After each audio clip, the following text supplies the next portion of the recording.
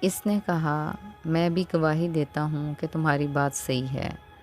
ضحاک بن عبداللہ نے اس سے کہا وائے ہو تجھ پر، اس معرفت کا تمہیں کیا فائدہ؟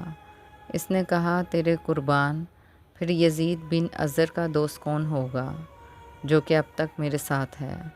بریر نے کہا تم بے وقوف و نادان آدمی ہو۔ پھر وہ واپس چلا گیا۔ اس رات میں غزرہ بن قیس امسی اور ان کے سوار ہمارے نگہبان تھے، نافع بن حلال اور حضرت امام حسین علیہ السلام۔ شیخ مفید کی ایک روایت ہے کہ نافع بن حلال جو کہ آپ علیہ السلام کے اصحاب خاص اور ہمرازوں میں سے تھے، انہوں نے عرض کی کہ ایک رات سید الشہداء تنہا خیمے سے باہر نکلے اور دور تک چلے گئے۔ میں تلوار حمائل کر کے ہر ممکن تیزی سے حضرت امام حسین علیہ السلام تک پہنچا۔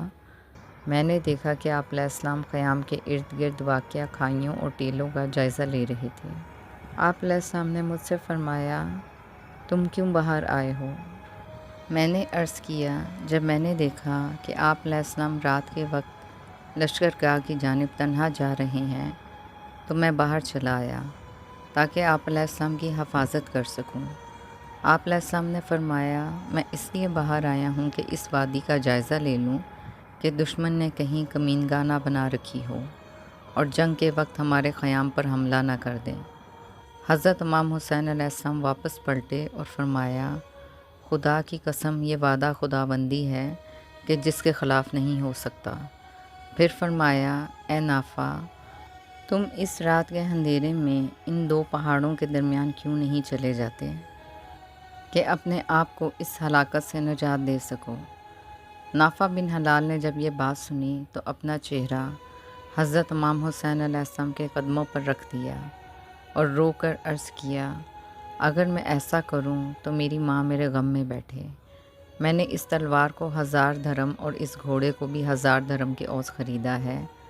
مجھے اس خدا کی قسم جس نے مجھے آپ علیہ السلام کی معرفت عطا کی ہے، میں آپ علیہ السلام سے اس وقت تک جدا نہیں ہوں گا جب تک کہ میری تلوار مجھ سے چھن جائے اور میرا گھوڑا دوڑنے سے انکار کر دے۔ معتبر روایات میں ہے کہ پھر حضرت امام حسین علیہ السلام اپنی ہمشیرہ جناب حضرت بی بی زینب سلام اللہ علیہ کے خیمے میں داخل ہوئے۔ نافع بن حلال کہتے ہیں کہ میں خیمے کے باہر آپ علیہ السلام کا انتظار کر رہا تھا کہ میں نے سنا کہ جناب حضرت بی بی زینب سلام اللہ علیہ اپنے بھائی حضرت امام حسین علیہ السلام سے فرما رہی تھیں کہ کیا آپ علیہ السلام نے اپنے مددگاروں کو آزما لیا ہے؟